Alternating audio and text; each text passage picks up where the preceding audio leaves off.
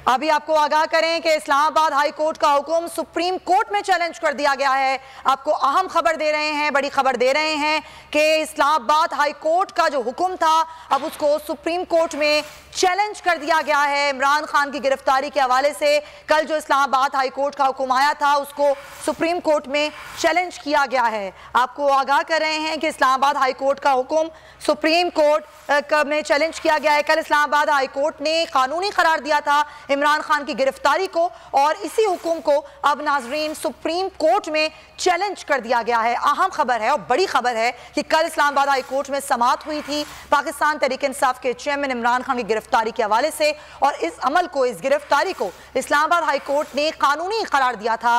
अब इस हुक्म को सुप्रीम कोर्ट में चैलेंज कर दिया गया है।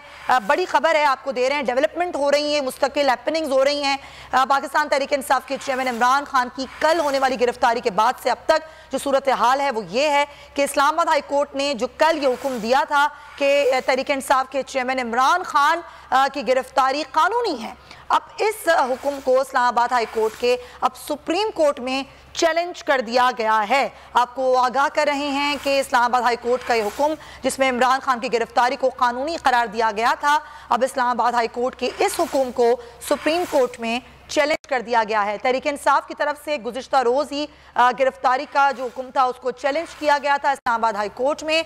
इस्लामाबाद हाई कोर्ट के अब इस हुक्म को कि गिरफ्तारी कानूनी है सुप्रीम कोर्ट में चैलेंज कर दिया गया है। इमरान खान अभी भी नैब कस्टडी में हैं और नैब ने आज उनको पेश भी किया। 14 रोज़ का जिस्मानी रिमांड जो है वो तलब किया गया। उसके बाद हमने देखा कि असद उमर को भी गिरफ्तार किया गया। लेकिन अब आपको खबर हम दे रहे हैं कि कल जो इस्लामाबाद हाई कोर्ट का हुक्म था कि इमरान खान की गिरफ्तारी कानूनी है, इसको कानूनी करार दिया गया था, अब इस हुक्म को सुप्रीम कोर्ट में चैलेंज कर दिया गया है। कल इमरान खान की गिरफ्तारी को इस्लामाबाद हाई कोर्ट में चैलेंज किया गया था। वहाँ पर इस्लामाबाद हाई कोर्ट ने कहा था कि गिरफ्तारी कानूनी है और उसके बाद अब ये सूरत हाल है कि इस्लामाबाद हाई कोर्ट के इस हुक्म को अब सुप्रीम कोर्ट में चैलेंज कर दिया गया है। कल इमरान खान को गिरफ्तार किया गया था जब वो इस्लामाबाद हाई कोर्ट पहुंचे थे, अपना बायोमेट्रिक करा रहे थे, तो उसके बाद उन्हें गिरफ्तार किया गया नैब की तरफ से। और आपको बताएं कि अब ये खबर सामने आ गई है कि इस्लामाबाद हाई कोर्ट जिसने ये कहा था कि इमरान खान की गिरफ्तारी कानूनी है, अब इस हुक्म को सुप्रीम कोर्ट में चैलेंज कर दिया गया है। कल से होने वाली अब तक की डेवलपमेंट ये है कि इमरान खान गिरफ्तार हैं, नैब कस्टडी में हैं, उनको आज पेश भी किया गया था नैब की तरफ से। और कल जो कि पीटीआई की तरफ से चैलेंज किया गया था गिरफ्तारी को इमरान खान की इस्लामाबाद हाई कोर्ट में, और इस्लामाबाद हाई कोर्ट ने हुक्म दिया था कि इमरान खान की गिरफ्तारी कानूनी है। अब इस्लामाबाद हाई कोर्ट के इस हुक्म को सुप्रीम कोर्ट में चैलेंज कर दिया गया है और अब सुप्रीम कोर्ट जो है वहाँ पर इसकी समाअत होगी।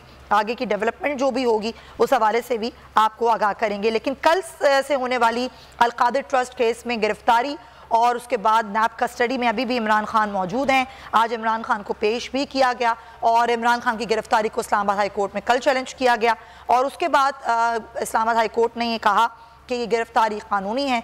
अब इस्लामाबाद हाई कोर्ट के इस हुक्म को सुप्रीम कोर्ट में चैलेंज किया गया है। साबिक वज़ीर आज़म पाकिस्तान तहरीक इंसाफ के चेयरमैन इमरान खान, जिन्हें कल इस्लामाबाद हाई कोर्ट के अहाते से गिरफ्तार किया गया था और अल-कादिर ट्रस्ट में ट्रस्ट केस था जिसमें ये गिरफ्तार किया गया था और नैब की तरफ से ये गिरफ्तारी अमल में लाई गई थी।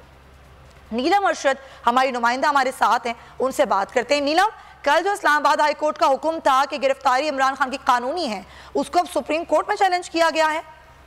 बिल्कुल सुमैया, आपको बताएं कि गुज़श्ता रोज का इस्लामाबाद हाई कोर्ट का जो हुक्मनामा है उसे आज सुप्रीम कोर्ट ऑफ पाकिस्तान ने चैलेंज कर दिया गया है। गुज़श्ता रोज आपको बताएं कि चेयरमैन तहरीक इंसाफ को दौराने पेशी नैब ने अपनी हिरासत में लिया था रेंजर्स एहलकारों के जरिए और उसके बाद अब ये हुक्मनामा जो है वो चैलेंज किया गया सुप्रीम कोर्ट ऑफ पाकिस्तान में।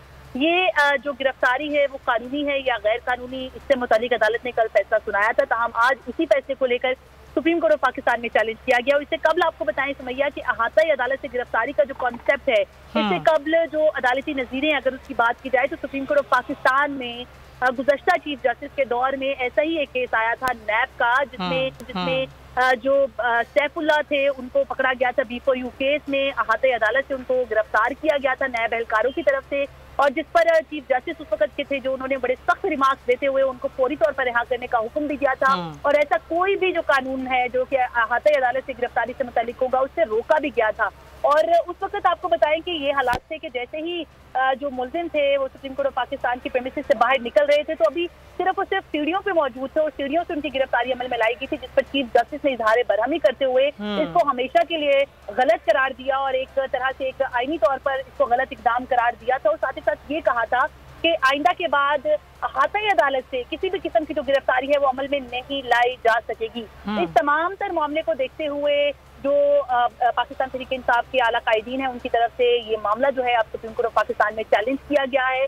गुज़श्ता रोज भी आपको बताएं कि इस्लामाबाद हाई कोर्ट ने इसी मामले पर कि ये आया जो गिरफ्तारी थी वो कानूनी थी या गैर कानूनी, इससे मुतालिक फैसला महफूज किया था। तमाम गिरफ्तारी को कानूनी करार दिया गया था, लेकिन इसके जो तरीकेकार है उस पर सवालात उठाए गए और उसको गलत करार देते हुए अदालत की तरफ से आईजी को, सेक्रेटरी दाखिला को नोटिस जारी किए गए थे। तमाम इस गिरफ्तारी से मुतालिक बड़े अहम सवालात जो थे आईनी तौर पर वो उठे, क्योंकि अगर सुप्रीम कोर्ट ऑफ पाकिस्तान अदालत उज़्मा जो है एक तमाम तर मामले को गलत करार देती है, तो ऐसा कैसे मुमकिन है कि एक लोअर कोर्ट में ये मामला पेश आता है और उसको आईनी करार दिया जाता है।